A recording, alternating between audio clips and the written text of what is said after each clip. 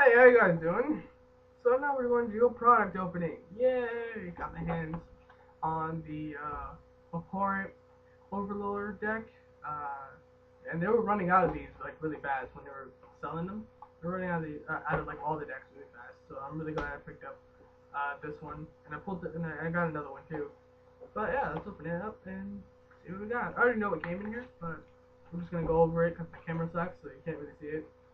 And I noticed people like want to know what the cards were at certain points in the video. This looks awesome.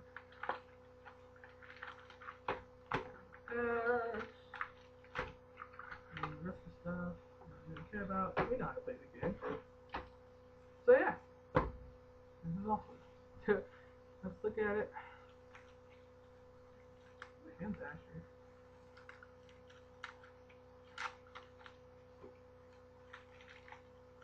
Alright. So, starting things off, we have a very beautiful, beautiful foil. Abhorrent Overlord. It has flying. It's a 6/6. It has devotion. When it enters the battlefield, you get a number of 1/1 black harpy creature tokens with flying on the battlefield, where X is basically your devotion to black. He comes in, and then at the beginning, allocate the sacrifice a creature. That's his only drawback. So you're really gonna want to have like a really huge board of creatures if you want to drop him and like successfully attack with him as many times as you want.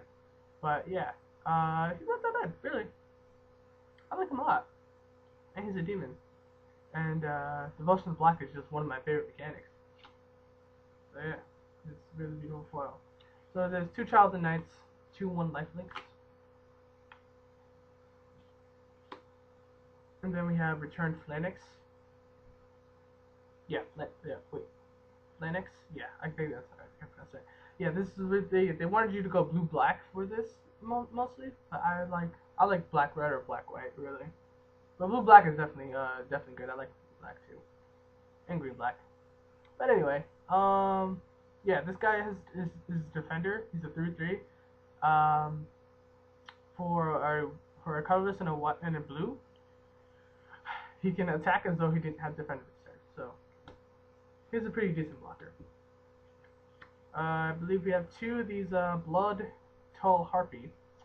When it enters the battlefield, each player loses 1 life. So it's not a drain effect, but it's a flyer, I guess. Mogus Marauders is an amazing card. Oh my god. I didn't pull him, but I'm looking at him now and I'm like, he's really good. For 3 mana, 2/2. When he enters the battlefield, you could choose up to X target creatures you control, gain intimidate and haste until the end of the turn where X is your devotion to black. Devotion to black is just really cool. You know, I mean a lot of the other devotion cards are really awesome. I just really love devotion to black. Black's my color, you know. The Avenger. Dark Avenger. Yeah. Sweet. We have Undead Minotaurs! Yes! Yes, zombie Minotaurs, everybody. Minotaurs are definitely a thing in Theros. And you're bound to see some people make red black Minotaurs. Even red, black, and white Minotaurs, really. That's going to be like a pretty cool deck. Really flavorful deck. It's just a 2/3 vanilla. We have two Disciple of Phalanx. Whenever he enters the battlefield, target opponent reveals any number of cards in their hand, where X is your equal to your devotion to black. There we go, equal to your devotion to black, and you get to discard. You can choose one of them and discard one of them. So it's pretty sweet. Four. It's a 4 mana 1/3.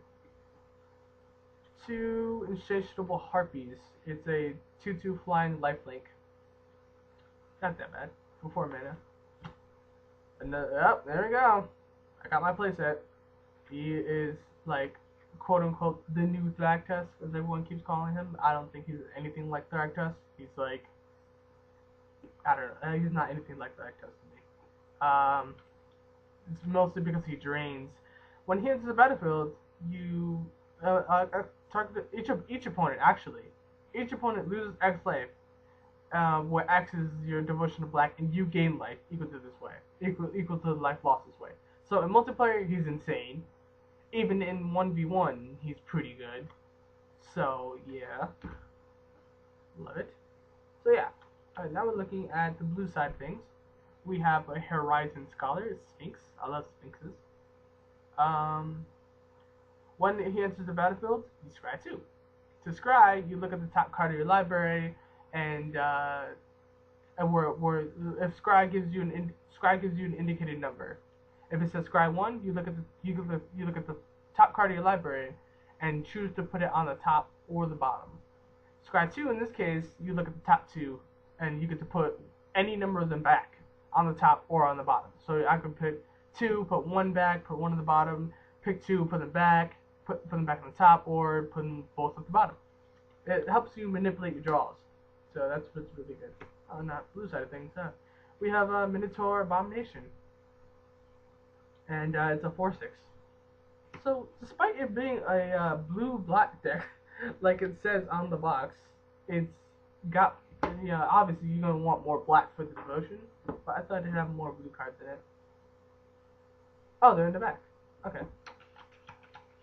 I don't think, this is just land, I got some new Theros lands. That's pretty awesome, man. Alright, we have Wish's Eye. It's an equipment for 1 mana, equips for 1. Equipped creature has, equipped creature has pay 1 and tap it, scry 1. Boon of Erebos. Target creature gets +2/+0 until the end of turn. Regenerate it, and you lose 2 life. This card is pretty good, really good actually. In case you want to save your creature, regeneration basically just puts like a sort of bubble on your creature, and next time it would like get dealt damage or die, it the bubble like basically protects it for that one time. So yeah, and it's good for triggering heroic. Ordeal of Thassa. Whenever enchanted creature attacks, it gets a +1/+1 counter, and when it has 3 or more, you sacrifice it, and when it's sacrificed, you draw 2 cards. Voyage's End. Return target creature to its owner's hand and scry 1. Yeah. Baraka's Cure. It deals 2 damage to target creature, and you gain 2 life. Essentially, a shock for black. With 1 more mana, why not? Look at the top 3 cards of your library. Put 1 of them in your hand. The rest go to the graveyard. This is Glimpse of Future. It's from M14. 2 of them in here. We have March of the Returned. Return up to 2 target creature cards from your graveyard to your hand. We have Griptide.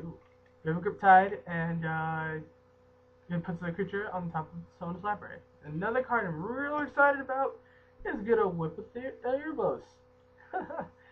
Wow. I knew it came in here, but it's just like, wow, I have one now. I didn't get any of the weapons. But yeah, it's a really awesome card. It's 2 in the black. Creatures you control. It's a legendary artifact enchantment. Really weird. Creatures you control gain lifelink. Have lifelink. And then you can pay 2 and 2 black to tap it to return a target creature card from your graveyard to the battlefield. It has haste, and if it will leave the battlefield, you get it exile. If it will leave the battlefield, if it will leave that battlefield, exile it, and instead of putting it anywhere else. So if it gets shuffled back to the deck, it gets exiled. If it gets put in the graveyard, it gets exiled. If it gets put in your hand, it gets exiled. The way to get around this is to exile the creature. There's a card called Obsidat, the Ghost Council, and his ability triggers at the end step. So you can stack the triggers so that his resolve first, and you can exile him so he doesn't get exiled permanently from this. So or you can use a card called Aetherling as well. So yeah, I love this card. Glad I have it. This is -4/-4 until the end of turn. 5 mana, remove a spell instant speed. Not that bad. Return from the Underworld. Another one of my favorite cards. I had no idea it was instant. At the beginning, as an additional cost, you sacrifice it. You sacrifice a creature, and you choose a target creature card from your graveyard, and you put them both back at the beginning of your next upkeep. Pretty sweet. Sea God's Revenge. Return up to 3 target creatures to the owner's hand. Discard 1. Sip of Hemlock. For 6, you destroy target creature. Its controller loses 2 life, and you got 2 of them. So that's the deck. So that's where all the blue cards were, I guess. But yeah, it is a Devotion of Black deck, essentially, more or less, and it's definitely really cool. So yeah, this is definitely a deck I would actually rip and try to play with right there on the spot without doing anything to it. Or you can add 2 booster packs worth of cards. Let's see what we got.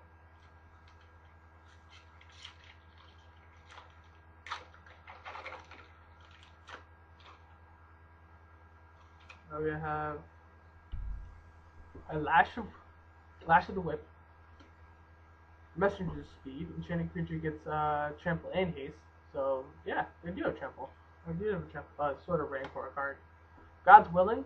Target creature you control gains protection from a color of your choice until the end of the turn. Sky 1. 1 minute. Nice.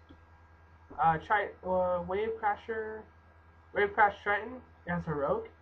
Heroic is a mechanic in this, a new mechanic, and Heroic triggers whenever you target this guy, whenever you cast a spell that targets him. So yeah, when you do it, you tap a creature, and target opponent taps. I mean, you tap a creature, and opponent controls and does untap during that next untap step. So yeah, I'm like reading upside down. Looks like Latin or Greek. Uh, Agent of Horizons. You can pay 2 colors and a blue. Target creature. He can't be blocked this turn, basically. Crackling Triton. You can sacrifice him to deal 2 damage to target creature or player. Shock almost.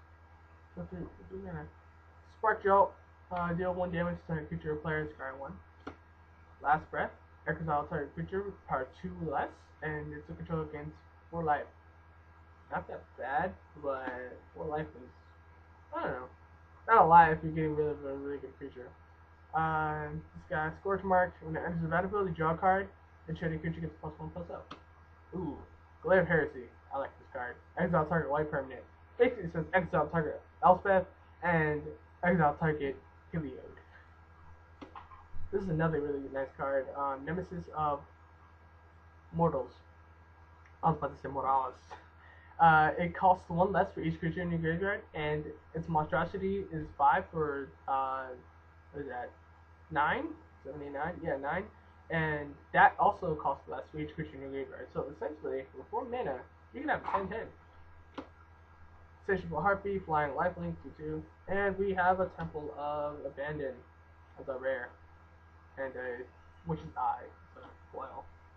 But yeah, Temple of Abandon. I like the Skylands, but they come to play tapped, and they take up a rare slot in your pack.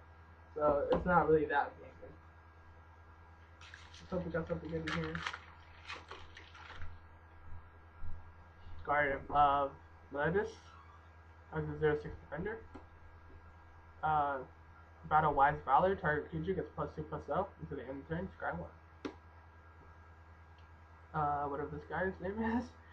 He must be blocked this turn if able for 2 colors and a green, and whenever he dies, target creature gets -2/-3. Not bad. He kills 6 lucky creatures. Omen Speaker. When he enters the battlefield, you Sky 2, 1/3. Possibly a replacement for Augur Bolus. Deathbellow Raider.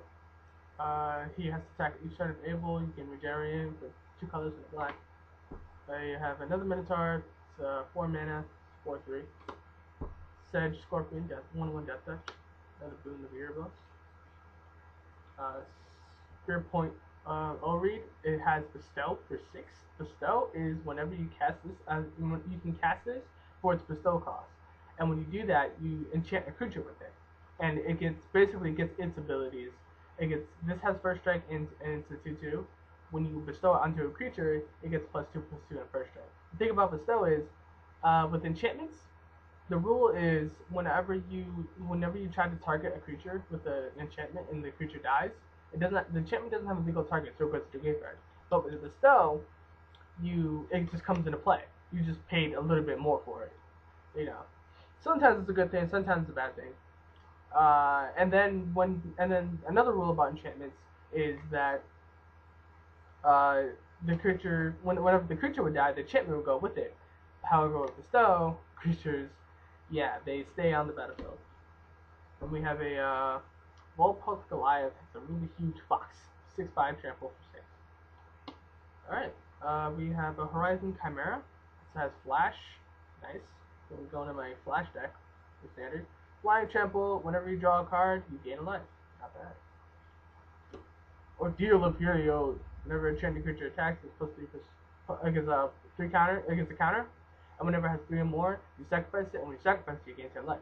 Pretty sick, huh? Harpy. Oh, sweet. Master of Waves. I think people are going to want to look for him. Devotion of Blue deck, anybody? Master of Waves. He has protection from red. Yeah. And elemental creatures you control gain +1/+1. And whenever he enters the battlefield, you get to put a number of 1/0 blue elemental creatures worth equal to your devotion of blue. The thing is, they come in as 2/1s with him on the field. But when he dies, they all die, so they're like really, really vulnerable. But he has protection from red, so not a lot of things can kill him. But black can still kill him. But he seems to be like an exciting card though. Even though you only get 1 if you don't have any blue out. But yeah, basically card. That's it. Alright, this video too long. Peace.